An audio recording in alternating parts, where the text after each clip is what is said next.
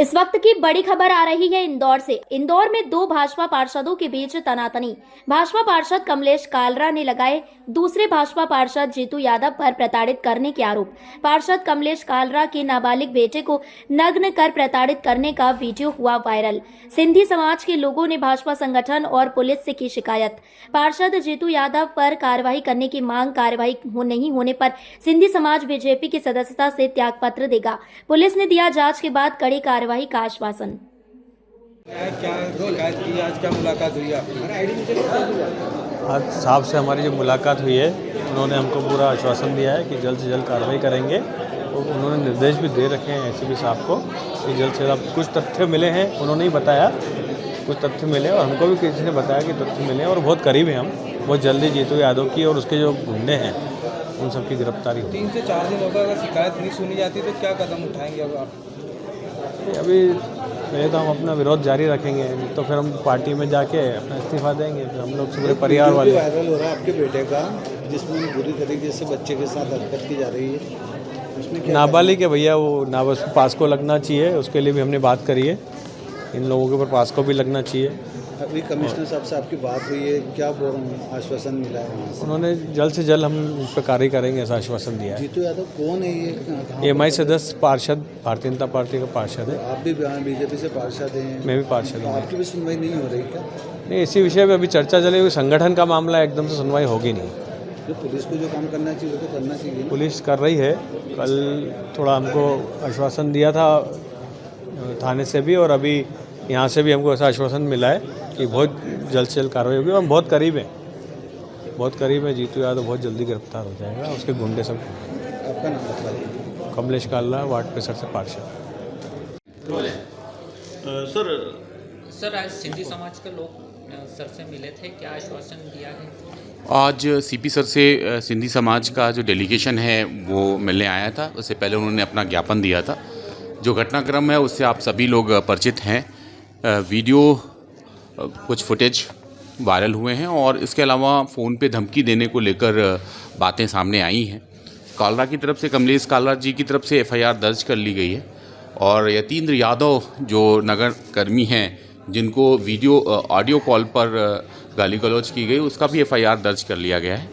दोनों पक्षों की जो बातें हैं, जो साक्ष्य हैं, उनका गहन तरीके से निश्चित तौर पे परीक्षण किया जा रहा है। जो भी तथ्य सामने आएंगे उसके अनुरूप निश्चित तौर पे कार्रवाई की जाएगी।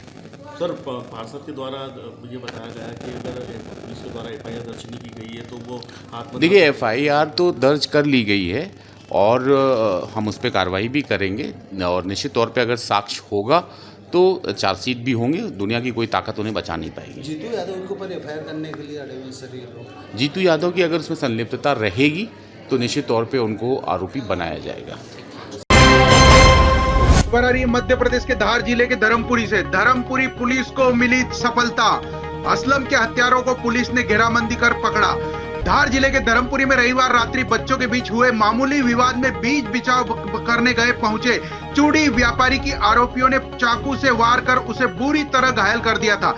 सास की अस्पताल से प्राथमिक उपचार के बाद धामनोद रेफर किया गया था, जहां उपचार के दौरान चूड़ी व्यापारी असलम की मौत हो गई थी। घटना के बाद से ही तीनों आरोपी फरार थे। पुलिस को मुखबिर से सूचना मिली कि तीनों आरोपी ईदगाह क्षेत्र में छुपे और भागने की फिराक में तत्काल टीम गठित कर उनकी घेराबंदी की और दबोच लिया।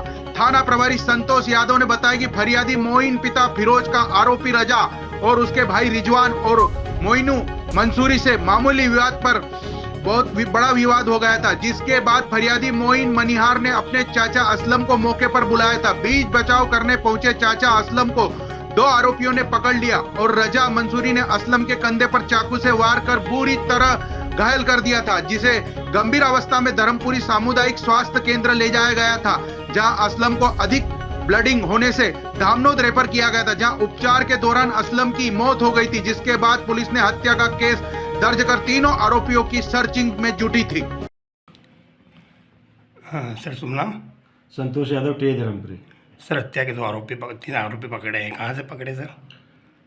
ये दिनांक 5/1/2025 को फरियादी मोइन मनिहार के द्वारा रिपोर्ट दर्ज कराई थी कि उसके चाचा पर चाकू से मारा गया था, हमला किया गया था। इसी पर तत्काल रिपोर्ट दर्ज कर आरोपी तलाश पताराशी की जा रही थी।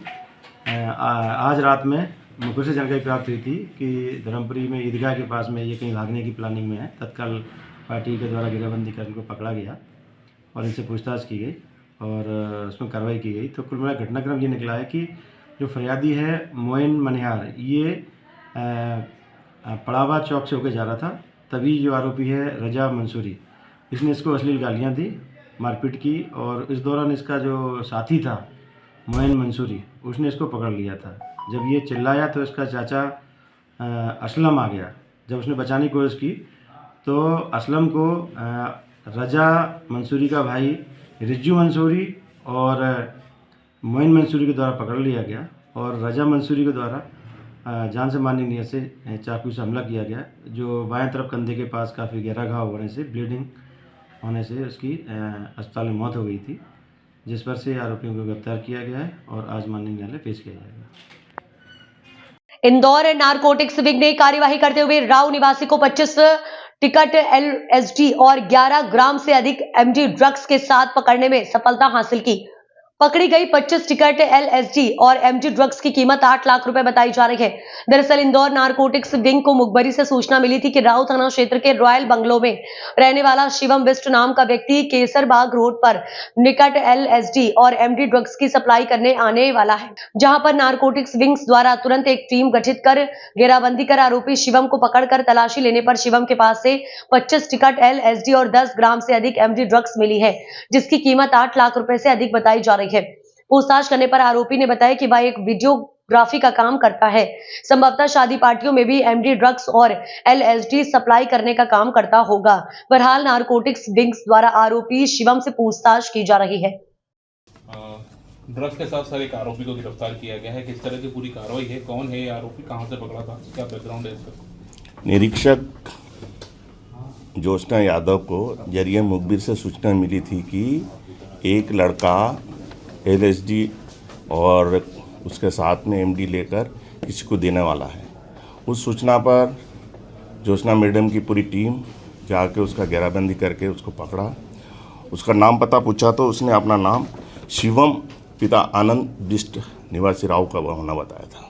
कितनी ड्रग्स इसके पास से बरामद हुई है और कौन कौन सी ड्रग्स है इसके पास? LSD करीब 1 ग्राम से ज़्यादा हुई है, जो वाणिज्यिक मात्रा से अधिक है, और MD 11 ग्राम से अधिक है। वो उस दोनों की कीमत लगभग 8.5 लाख रुपए से अधिक है। बैकग्राउंड क्या है सर इसका, ये जो पकड़ा गया क्या करता था? ये फोटोग्राफर होना बता रहा है अभी, और इससे पूछताछ की जा रही है। पुराने भी कोई अपराध हैं इस पर, इस तरह की मादक पदार्थ की सप्लाई करता था? हाँ, अभी उसका रिकॉर्ड देखेंगे, संबंधित थाने से रिकॉर्ड भी प्राप्त करेंगे। प्रारंभिक जो पूछताछ की गई सर, क्या खुलासे हुए हैं उसके, कहाँ से लाता था, किसको सप्लाई? अभी पूरी पूछताछ नहीं हुई है, अभी तो कार्रवाई ही सवेरे ही हुई है, अभी कार्रवाई हुई है, अभी पूछताछ जारी है। कहाँ से पकड़ा था? ये केसरबाग रोड से पकड़ा है। सर आपका पूरा परिचय? निरीक्षक वर्षिंग खड़िया। एक आरोपी को गिरफ्तार किया है, कितनी मात्रा में उसमें अवैध मादक पदार्थ पकड़ी गई है, क्या बैकग्राउंड है आरोपी का? आरोपी वीडियोग्राफर है और उसके पास से LSD जो है 1 ग्राम से अधिक मात्रा में पकड़ाई है, जो कमर्शियल क्वांटिटी में है। और आरोपी वीडियोग्राफर है, उसे अच्छा नॉलेज है, वीडियोग्राफी करता है वो। पूछताछ में क्या कुछ सामने आया है, कहाँ से लेकर आता था, किन लोगों को सप्लाई करने ला रहा था? मामला पंजीबद्ध हो चुका है, अभी विवेचना में है, कुछ चीज़ें हम लोग अभी जानकारी ले रहे हैं, उसके हिसाब से आगे कार्रवाई की जाएगी। कहाँ से पकड़ा है ये केसरबाग रोड इंदौर से। कहाँ? बैकग्राउंड क्या है उसका पूरा? बैकग्राउंड अभी वो किसी जॉब में नहीं है, वो मतलब इंडिविजुअल जो है अपना वीडियोग्राफी करता है, शादी पार्टी में और दूसरे जो इस तरह के कार्यक्रम होते हैं उसमें। पार्टी जो होती थी वहाँ भी क्या ये सप्लाई करता नहीं, वो अभी पूछताछ में चल रही है, वो जो भी चीज़ें सामने आएंगी फिर वो देखी क्या जाएगी। नाम है इस आरोपी का? आरोपी का पूरा नाम है शिवम बिष्ट पिता आनंद सिंह बिष्ट, उम्र 26 साल, निवासी रॉयल बेंगलोस राव। पुराने रिकॉर्ड नहीं, अभी तो चल रही है जांच। मैडम, जो LSD होती है ये MD ड्रग से काफ़ी महंगी बताई जाती है और इसका नशा भी बताया जाता है, बहुत तेज होता है। ये किस प्रकार का ड्रग है और इंदौर में ये पहली बार पकड़ा है या इससे पहले भी पकड़ा चुका है? देखिए, जानकारी में आया कि बहुत पहले पकड़ाया था, पर अभी उसकी मुझे पूरी जानकारी नहीं है। और अभी फ़िलहाल नारकोटिक्स ने ये चीज़ ये LSD का जो है पकड़ा है। तो ये एक टिकट के फॉर्म में होता है, छोटे छोटे से, जिनको आप ज़बान पे रखते हैं तो उससे एक नशा आता है जो 6, 7, 8 घंटे तक उसका नशा रहता है। कीमत कितनी होगी मैम ये पकड़ाई गई? जो LSD जब्त की गई है उसकी कीमत लगभग 6,25,000 रुपये से ज़्यादा है। एक तो इसका जो टिकट देते हैं वो मार्केट में कितने में बेचा जाता है?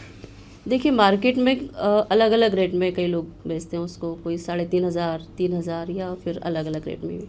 MD ड्रग्स भी बरामद हुई है? हाँ जी, 11.5 ग्राम करीब MD ड्रग प्राप्त हुई। बाजार मूल्य उसका क्या होगा? उसका बाजार मूल्य 2.25 लाख करीब है। मैम आपका पूरा परिचय? जी, मैं निरीक्षक ज्योत्सना यादव, थाना नारकोटिक सेल इंदौर। हमारे वरिष्ठ अधिकारियों के निर्देशानुसार इस मुखबिर सूचना पर कार्रवाई की गई थी, जिसमें हमारी टीम का बहुत सहयोग रहा, जिन्होंने बहुत मेहनत की। और ये LSD जो अभी तक शायद आप लोगों ने ना सुनी हो, तो ये इसकी कार्रवाई की गई है थाना नारकोटिक्स द्वारा। कुमारगंज वन रेंज के इनायत नगर थाना क्षेत्र के अंतर्गत खिहारन गांव में दिन दहाड़े वन माफियाओं द्वारा धड़ल्ले से बेशकीमती पेड़ों पर आरा चलाकर पर्यावरण प्रदूषण को बढ़ावा दिया जा रहा है।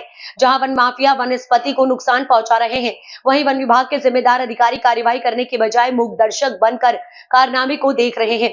प्रदेश सरकार जहां हर साल करोड़ों रुपए खर्च करके पर्यावरण प्रदूषण से निजात के लिए पौधारोपण करा रही है, वहीं वन विभाग तथा पुलिस की मिलीभगत से वन माफियाओं द्वारा दिन दहाड़े हरे भरे प्रतिबंधित पेड़ों पर आरा चलाकर उन्हें खत्म करने में कोई कोर कसर नहीं छोड़ रहे हैं। सवाल यह है कि दिन दहाड़े हरे भरे पेड़ों पर आरा चलाकर उन्हें खत्म किया जा रहा है, लेकिन वन विभाग तथा पुलिस विभाग के जिम्मेदार अधिकारियों को इसकी भनक तक नहीं है। आखिर कार्यवाही करने वाले अधिकारियों को क्षेत्र में हो रही घटनाओं के बारे में जानकारी नहीं तो कैसे होगी इन पर कार्यवाही। इनायत नगर थाना की पुलिस चौकी बारोन बाजार के खिहारन गांव स्थित अंधी अंधा आश्रम के निकट होलिका स्थल के पास एक विशालकाय प्रतिबंधित महुआ के पेड़ को सोमवार को वन माफिया ने निशाना बनाया और काट कर उठा ले गए। वन विभाग के जिम्मेदार अधिकारियों द्वारा कार्यवाही न करने की वजह से वन माफियाओं के हौसले बुलंद हो गए हैं। वहीं सूत्रों की माने तो यहां आए दिन हरे भरे पेड़ों पर आरा चलाकर उन्हें मुंह मांगी कीमत पर बेचकर वन माफिया वनस्पति को नुकसान पहुंचाकर अपनी जेब तथा जिम्मेदारों की जेब भर रहे हैं। लोगों का कहना है कि यदि शिकायत की जाती है तो वन विभाग के अधिकारियों द्वारा शिकायत करने वाले व्यक्तियों का मोबाइल नंबर वन माफिया को देकर उन्हें परेशान भी किया जाता है, जिसके डर से लोग अवैध कटान की शिकायत भी वन विभाग से करने से पीछे हट जाते हैं। खाचरोद के समीप गांव बटलावदी में सोमवार सुबह तेज रफ्तार डंपर ने आइसर गाड़ी को मारी जोरदार टक्कर। बता दें कि रिंगानिया और जालोद गांव में कई दिनों से अवैध खनन हो रहा है और रोजाना तेज रफ्तार से डंपर गांव से निकलते हैं। सोमवार सुबह संतोष पिता प्रहलाद आइसर गाड़ी में गाय भैंस के लिए चापड़े जैसा शुक्ला भर कर ले जा रहा था, तभी सामने से आ रहे डंपर क्रमांक MP 07 GA 3448 ने आइसर गाड़ी को टक्कर मारी, जिसमें आइसर गाड़ी ड्राइवर संतोष पिता प्रहलाद के दोनों पैरों में गंभीर चोटें आई। वहीं मौजूद बटलावदी सरपंच प्रहलाद सिंह और ग्रामीण के लोगों ने 108 एम्बुलेंस को भी सूचना दी, मगर एम्बुलेंस मौके पर नहीं पहुंची तो सरपंच ने अपने निजी वाहन से संतोष को रतलाम जिला अस्पताल पहुंचाया है। सरपंच प्रहलाद सिंह ने बताया कि ये डंपर डेली अवैध खनन कर रोज तेज गति से निकलते हैं। आज सुबह जब इतना बड़ा हादसा हुआ तो डंपर ड्राइवर ने भागने की कोशिश की और खेत खलिहान की तरफ जा रहे रास्ते में डंपर को खाली कर दिया। अपनी सच्चाई छुपाने के लिए तथा ग्रामीण के लोगों ने डंपर का पीछा किया और खड़ा करवाया, जिसके बाद खाचरोद पुलिस को सूचना दी। मौके पर पहुंची पुलिस ने और पटवारी ने पंचनामा बनाकर JCB से वापस मिट्टी को डंपर में भरवाया गया और डंपर को खाचरोद थाने में खड़ा करवाया गया। सरपंच प्रहलाद सिंह ने कहा कि पिछले कई दिनों से जलोद और रंगनिया गांव में अवैध खनन हो रहा है और कई अधिकारी भी ध्यान नहीं दे रहे हैं। और क्या कुछ कहा सरपंच प्रहलाद ने, आप खुद सुन लीजिए। किया गया है रोड पर, हाँ ये रास्ता ही जाम कर दिया है। पुलिस ने आए उसके पहले उसने डंपर खाली कर दिया था। जो पीली मिट्टी का भरा हुआ है अवैध खनन करते हैं और बहुत ही कचरा एक्सटेंड करने के बाद उसने सब करता है। सरपंच साहब ये मिट्टी काई की रखी हुई है? ये सर ये मिट्टी वो अभी एक्सटेंड हुआ था सुबह में, तो वो डंपर वाला चतुरा इससे यहाँ पे खाली करके चला गया एक्सीडेंट होने के बाद। वो यहाँ भाग के आया? यहाँ भाग के आए और यहाँ पे खाली करके ने वापस खाली गाड़ी वहाँ पे खड़ी कर दी। ये अवैध खनन किया हुआ है, सरकारी जमीन खोद के लाया गया था पीली मिट्टी। किस गांव का मामला है ये? मामला ये दुर्घटना तो हमारे गांव बटलावदी में हुई, पर ये जो मिट्टी आ रही है गाँव यहाँ से आ रही है अवैध खनन। ये डेली यही काम करते हैं।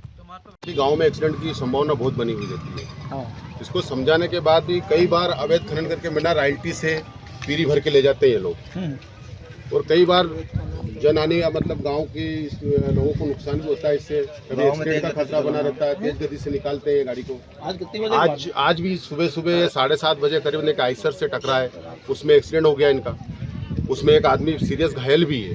पूरा डंपर भरा हुआ था पीरी का, इसने वो भागा और वो पीरी का डंपर उधर खाली करके खाली किया इसने?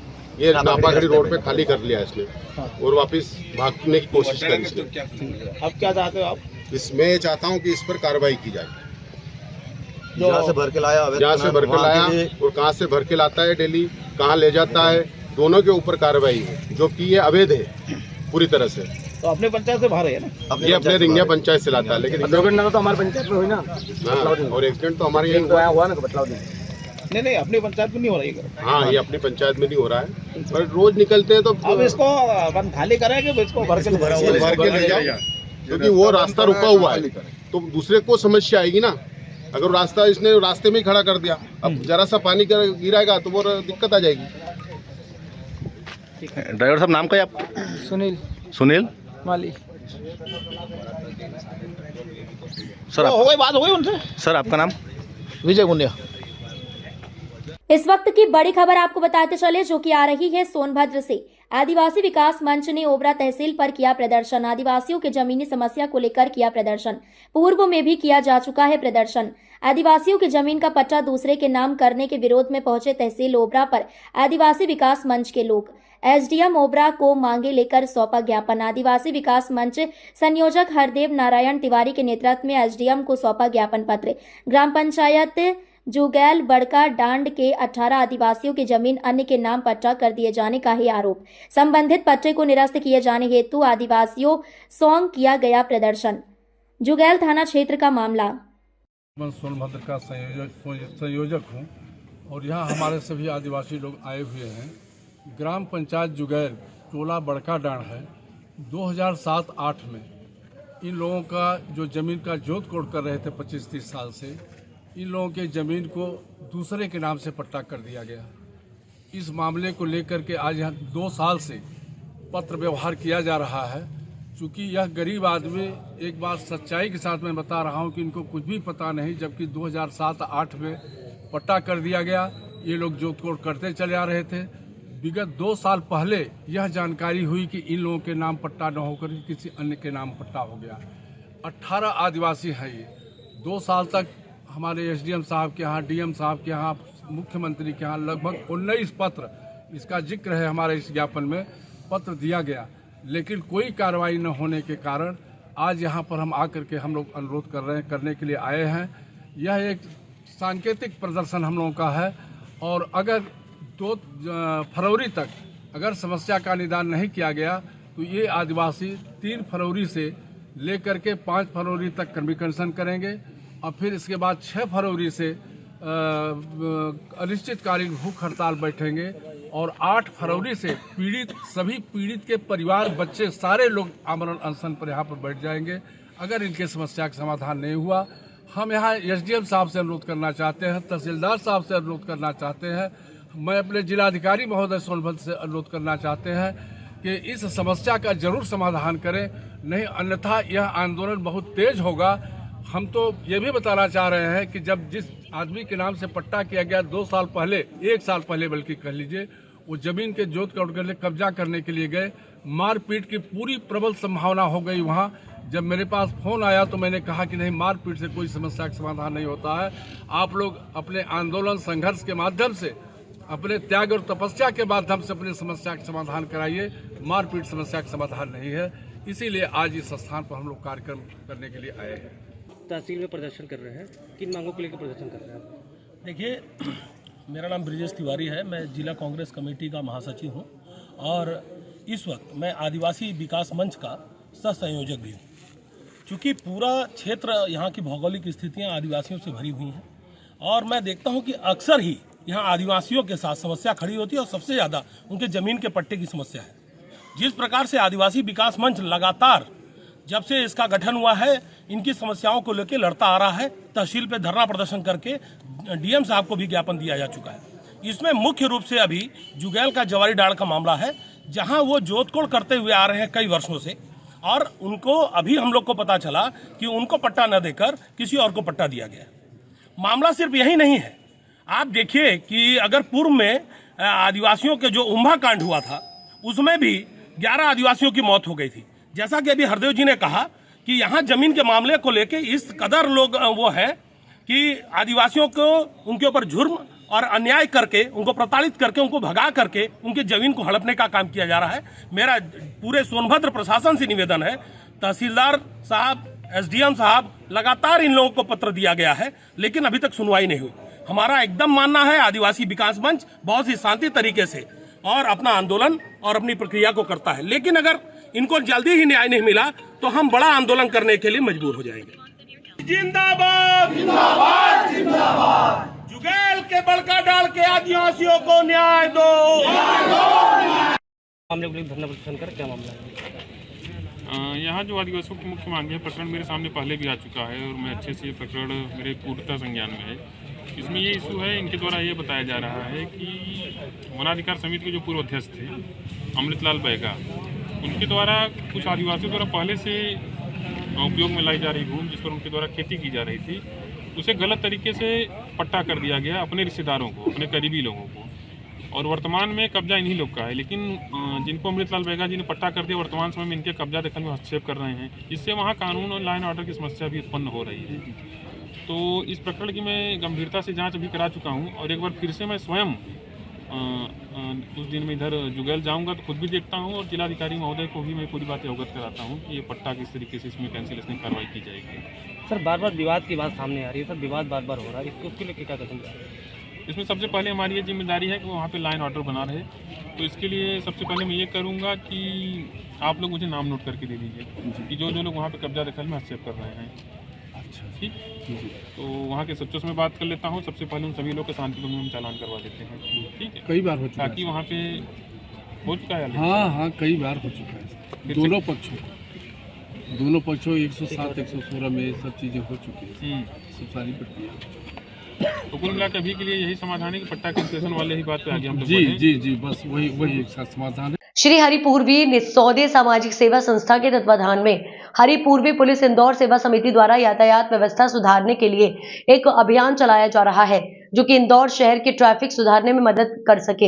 हर जगह जगह चौराहों पर जनता कहीं से भी आना जाना कर रही है, जिसकी वजह से काफी लंबे लंबे जाम लग जाते हैं और किसी को भी आने जाने में कई समय तक ट्रैफिक जाम में फंसना पड़ता है। आज हम देखते हैं कई जगह पर स्कूल की बस, ऑटो रिक्शा स्कूल में चलते हैं, स्कूल वैन और एम्बुलेंस जो कि इमरजेंसी पेशेंट लेकर जाती हैं। कई लोगों को हानि उठाना पड़ता है, परेशानी उठानी पड़ती है, इसलिए यह अभियान चलाया जा रहा है। यह अभियान 1 जनवरी 2025 से 25 जनवरी 2025 तक लगातार ट्रैफिक सुधार के लिए किया जाएगा। चौराहा रहेगा शिवाजी वाटिका, होमगार्ड चौराहा और रॉबर्ट माननीय ट्रैफिक डीएसपी श्री अरविंद तिवारी, नगर निगम commissioner Shivam Verma, traffic TI Lal Bahadur, traffic SI Narendra Chaturvedi, Madhya Pradesh अध्यक्ष राकेश निस्सौदे, जिला अध्यक्ष नीलेश सूर्यवंशी, विधानसभा 1 के अध्यक्ष जितेंद्र साहू, विधानसभा 2 के अध्यक्ष दिलीप चक्रवर्ती, अन्य सदस्य गढ़ राज, नीलकंठ, मुकेश गाडगे, विशाल हिरवे उपस्थित रहे। रोले सर बताएं। हमारे ट्रैफिक मित्र पे जो युवा साथी जो कार्य कर रहे हैं, बहुत ही उल्लेखनीय कार्य कर रहे हैं। शहर के ट्रैफिक को मतलब जो भी हमारे इशूज़ हैं उसको निजात दिलाने के लिए जो इनका प्रयास है सराहनीय है। आने वाला समय इन्हीं का है और बहुत मुझे खुशी है कि हमारे युवा साथी अभी से इन चीज़ों के लिए चिंता कर रहे हैं, प्रयास कर रहे हैं। नगर निगम जो भी संभव मदद होगी इनके साथ मिलकर खड़ा रहेगा ताकि अपने ट्रैफिक व्यवस्था को हम लोग और बेहतर कर सकें। जय हिंद।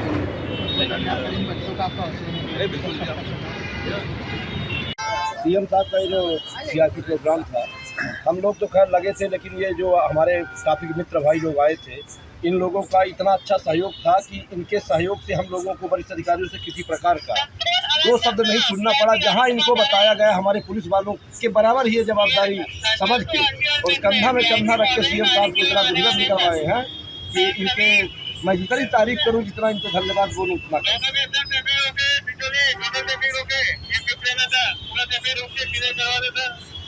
आप लोगों को ट्रैफिक अवेयरनेस से जोड़ना और ट्रैफिक की जो सड़क दुर्घटनाएं हैं और जो ट्रैफिक से रिलेटेड जो समस्याएं हैं उनको कहीं ना कहीं कम करना और हमारे जो बाकी लोग हैं शहर के वासी हैं उनको कुछ न कुछ मिलता है। तो आप लोग करना ये है कि जो हमको मालूम है, पहले से मालूम है यातायात नियमों के बारे में और बेसिक जो रूल्स है यातायात के, उनके लिए लोगों को आग्रह करना। हमको किसी के सामने किसी तरह की अभद्रता नहीं करना है, किसी को ऐसा हाथ नहीं करना, किसी को अपने शब्दों से, अपने एक्शन से, और आप लोग जो समय दे पाएँ, ये जो समय दे रहे हैं आप, और ये बड़ा काम है कि हम कहीं ना कहीं लोगों की लाइफ को सेव कर रहे हैं। हम सिर्फ यहाँ यातायात व्यवस्था के लिए भी कर रहे हैं, हम इसके साथ साथ लोगों को अवेयर भी कर रहे हैं। देखिए, पुलिस तो काम करती है, ट्रैफिक पुलिस तो अपना काम करती है, लेकिन जब आम जन, आप जैसे स्टूडेंट हैं या कोई अपना जॉब वाले लोग हैं, गवर्नमेंट जॉब है, प्राइवेट जॉब वाले, जब आप लोग हमारे पुलिस के साथ में आकर के काम करते हैं, बाकी लोगों को भी मोटिवेशन मिलता है और इसका फ़ायदा हो रहा है। आपको मोटिवेशन मिल रहा है लोगों को। यहाँ नहीं, अलग अलग ऐसे जो शहर के दूरस्थ क्षेत्र है, छोटे चौराहे, वहाँ पर कॉलोनी के लोग, आप आइए अपना समय निकाल कर अपने टीचर्स और जो आपके सीनियर्स हैं उनके साथ में आप समय पर आइए और यहाँ पे जो भी आपको योगदान इच्छा हो वो करिए। किसी प्रकार की कोई दिक्कत परेशानी हो तो हमारे अधिकारी हैं, हम लोग हैं, उसको हम दूर करेंगे और बढ़िया आप करिए। आपको हाँ शुक्रिया। एक सॉरी यार, मैं क्या सुबह ध्यान ही नहीं रहा मेरे को यार, सचिवालय के काम बहुत चल रहा है अभी भी यही हूँ मैं। और आप अच्छा अपने अरे सचिवालय मतलब महापौर जी की टीम में हूँ ना मैं, थोड़ा सा भी यहाँ ट्रैफिक के लिए अभी 7:30 हो रही है, अगर 9 तो बज जाएगी। अच्छा ऐसा, चलो फिर या तो अपन कल रविवार या कल मिलते हैं।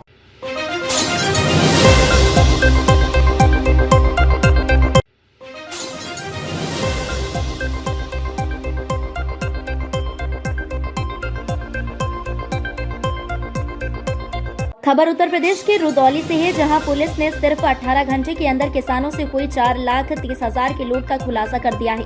इस मामले में पुलिस ने 2 आरोपियों को गिरफ्तार कर जेल भेज दिया है। ये दोनों आरोपी लखीमपुर खीरी के रहने वाले हैं। यहाँ तस्वीरें हैं उस कार्रवाई की जहां रुदौली के सीओ आशीष निगम व कोतवाल संजय मौर्य ने अपनी सूझबूझ और त्वरित कदमों से इस बड़ी लूट को सुलझाया।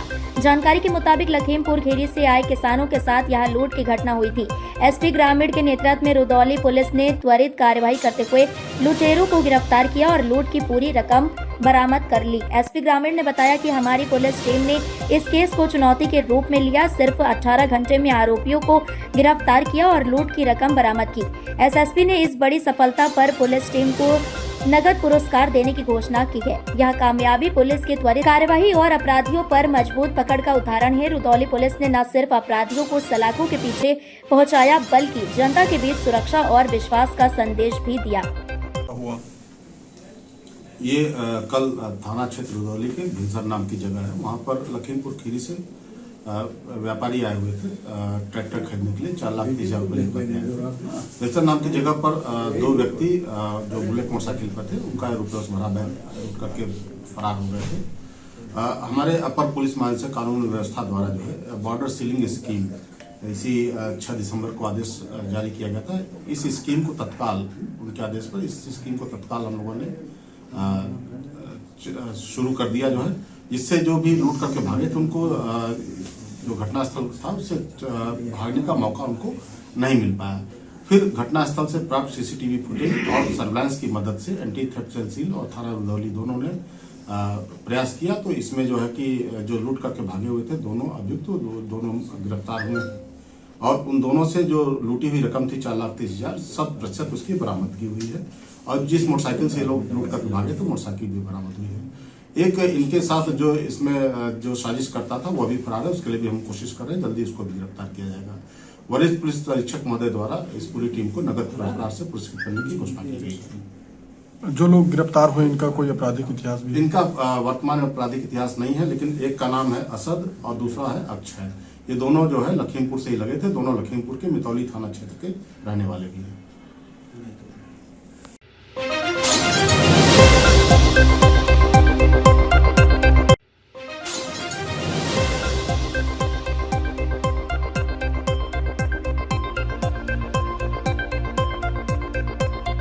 इस वक्त की बड़ी खबर आ रही है उत्तर प्रदेश से। अयोध्या जिले के मिल्कीपुर विधानसभा जो आज सबसे हॉट सीट मानी जा रही है, उसका मिल्कीपुर उपचुनाव का इंतजार खत्म।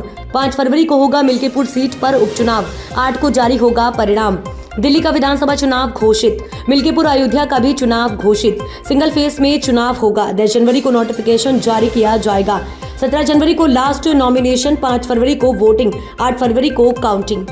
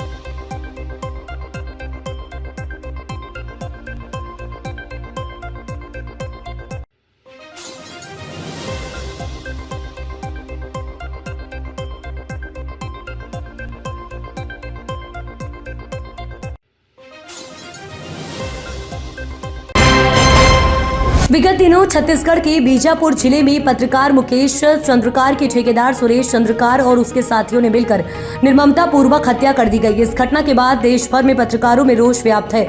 मध्य प्रदेश के मंदसौर में घटना में विरोध में युवा पत्रकार संगठन व समस्त पत्रकारों ने एकत्रित होकर प्रदर्शन किया। मंदसौर शहर की गांधी चौराहा पर पत्रकारों ने राज्यपाल और मुख्यमंत्री के नाम एसडीएम को ज्ञापन सौंपा। बताया कि मध्य प्रदेश एवं छत्तीसगढ़ में लगातार पत्रकारों पर हमले की घटनाएं हो रही हैं और पत्रकारों के खिलाफ झूठे मुकदमे भी दर्ज किए जा रहे हैं। ऐसे में सरकार पत्रकारों पर हमला करने वाले असामाजिक तत्वों के खिलाफ सख्त एक्शन ले एवं पत्रकारों की सुरक्षा के मद्देनजर जल्द से जल्द दोनों प्रदेशों में पत्रकार सुरक्षा कानून लागू किया जाए ताकि पत्रकार निष्पक्ष तरीके से अपना कार्य निर्भीक होकर कर सके।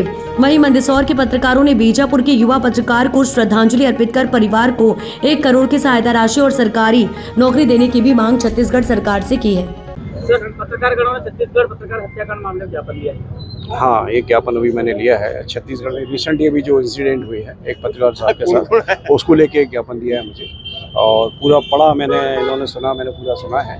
इसमें जो भी हम अपने लेवल से जो भी कर सकते हैं उचित माध्यम तक इस ज्ञापन को अभी आज ही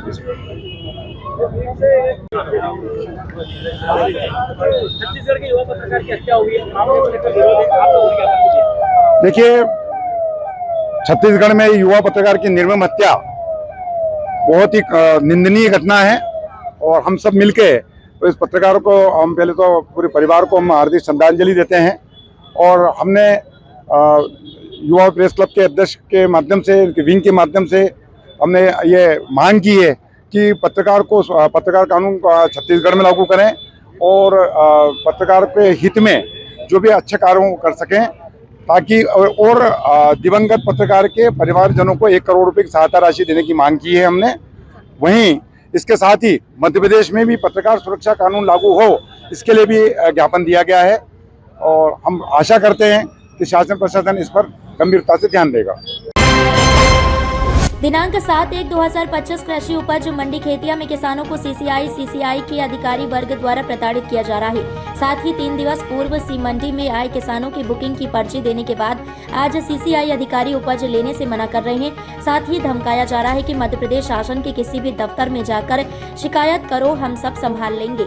इस तरीके से बाहर से आए किसानों को धमकाकर उपज लेने से मना किया जा रहा है। साथ ही सीसीआई के लोकल वेंडर और प्रभारियों द्वारा किसानों को माल फेंक देना और तुमसे जैसा होगा वैसा करो, इस प्रकार की धमकियां दी जा रही हैं। एक तरफ शिवराज सिंह चौहान भारत के कृषि मंत्री के पद पर विराजमान होकर किसानों को फायदा पहुंचाने की बात करते हैं, दूसरी ओर सीसीआई के अधिकारी किसानों के साथ दुर्व्यवहार करते नजर आ रहे हैं। किसान उम्मीद लगाकर बैठे हैं कि प्रशासन कब ऐसे अधिकारियों पर कार्रवाई करेगा और किसानों को राहत मिलेगी और सीसीआई सही दाम में किसानों से उपज खरीदेगा। कृषि उपज मंडी खेतिया में सीसीआई के अधिकारी वर्ग से मीडिया प्रभारियों ने बात करने की कोशिश की। अधिकारी किसानों को धमकाते हुए निकल गए।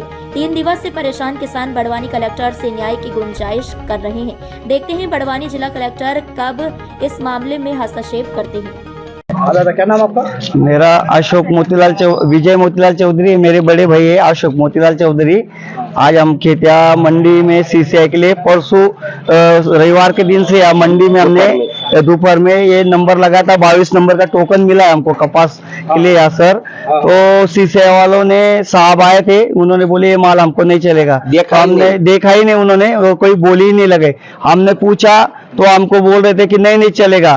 तो हमने बोला सर ये तो काश्तकार का माल है, तुम जो भी बोलेंगे हमको एक्सेप्ट है, हम उसके लिए तो तैयार है। पर वो उनका कहना है कि नहीं लेना हमको माल, और इससे भी बदतर माल और खराब माल रिजेक्ट सेटिंग में जा रहे हैं सर यहाँ पे।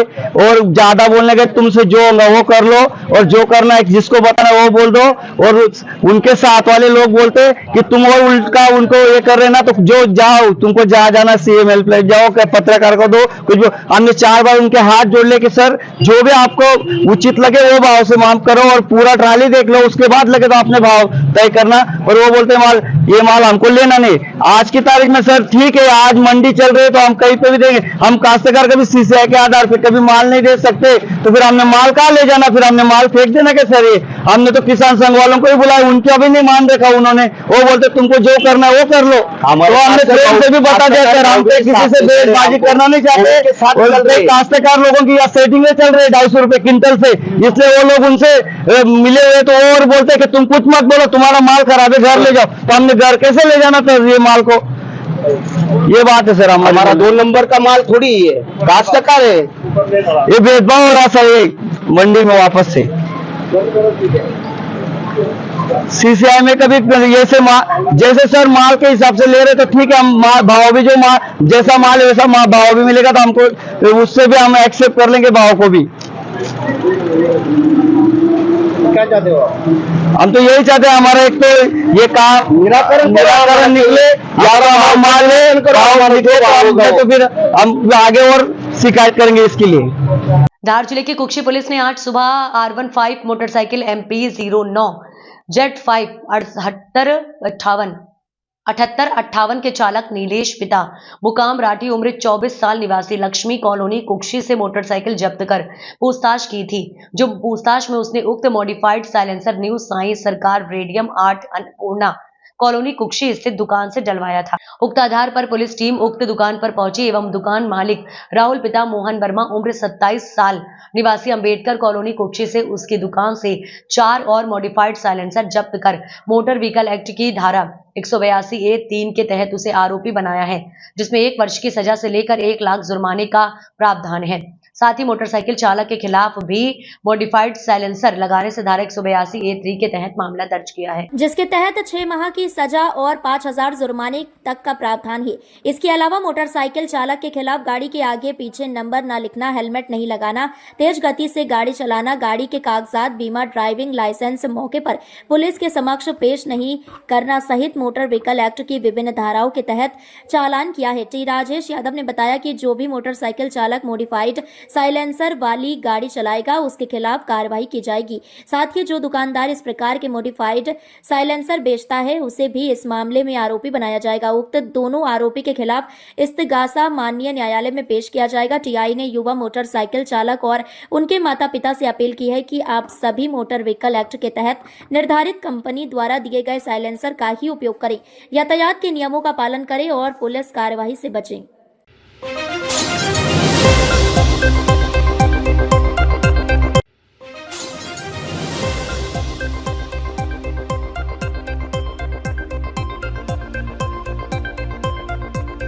नन्हेश्वर में सुबह से ही भक्तों का जमाव चालू हो गया था। सुबह 6 बजे हाटकेश्वर महादेव बाबा का पंचमत के साथ अभिषेक किया गया। तत्पश्चात भक्तों के लिए कपाट खोल दिए गए। वहां लोगों की भीड़ चालू हो गई। एक के बाद एक लाइन से लोगों के द्वारा दर्शन किए गए। साथ ही 1 दिवस मेले का भी आयोजन हुआ, जहां झूलों के ऊपर बच्चों ने खूब आनंद लिया। वहीं महिलाओं के द्वारा पूजन सामग्री के साथ ही सजावट की सामग्री भी खरीदी गई। हरिओम बाबा के द्वारा बताया गया कि यह भंडारा पिछले 30 साल से लगातार चलता आ रहा है। इस भंडारे में करीब 5 से 8 हजार पब्लिक आई थी। हरिओम बाबा के द्वारा भक्तों से निवेदन कर सभी को प्रसादी ग्रहण करने के लिए कहा गया। पुलिस प्रशासन की व्यवस्था भी वहां पर बनी रही। व्यवस्था को देखने के लिए सुबह से एसडीओपी राकेश आर्य साहब आए थे। तत्पश्चात दोपहर में पुलिस कप्तान एसपी धर्मवीर मीणा सर के द्वारा भी मंदिर का दर्शन कर व्यवस्था को देखा गया। साथ ही बाबा से वार्तालाप भी की गई। भंडारे का क्रम देर शाम तक चलता रहा है। नन्हेश्वर धाम सेवा समिति के सदस्य रमेश राठौर, सुभाष गुप्ता, सुभाष बघेल, कैलाश मालवीय आदि लोग उपस्थित रहे। अभिषेक होता है, आपको आकर सर क्या अनुभूति हुई? आज भगवानपुरा थाना क्षेत्र के इस पवित्र स्थान जिसको नन्हेश्वर महादेव भी कहा जाता है, आज 7 जनवरी को यहाँ पे विशाल मेला लग रहा है, भंडारा का आयोजन हो रहा है और हजारों की संख्या में यहाँ पे श्रद्धालु आ रहे हैं, जिसमें स्त्री पुरुष सभी उम्र के व्यक्ति, बच्चे, युवा सभी लोग यहाँ पे आए हुए हैं। ये बहुत ही रमणीय स्थान है, बहुत ही शुद्ध और पवित्र स्थान है और यहाँ पे इस क्षेत्र में इस भगवान नन्हेश्वर महादेव की काफ़ी मान्यता भी है। कांवड़ यात्रा के समय में भी यहाँ पे काफ़ी श्रद्धालुओं की भीड़ रहती है, तो निश्चित रूप से मुझे आज यहाँ आके बड़ा अच्छा लगा। हमारे पुलिस प्रशासन के साथ साथ यहाँ पे जो स्थानीय नागरिक बंधु हैं, यहाँ पे जनप्रतिनिधि हैं और यहाँ पे जो सामाजिक कार्यकर्ता है, वो सभी लोग यहाँ पे आज व्यवस्था बनाने में सहयोग दे रहे हैं और बहुत ही अनुशासन के साथ में जनता यहाँ पे दर्शन कर रही है और प्रसाद का उसको प्रसाद लेकर और अपने अपने स्थान पर प्रसाद कर रहे हैं।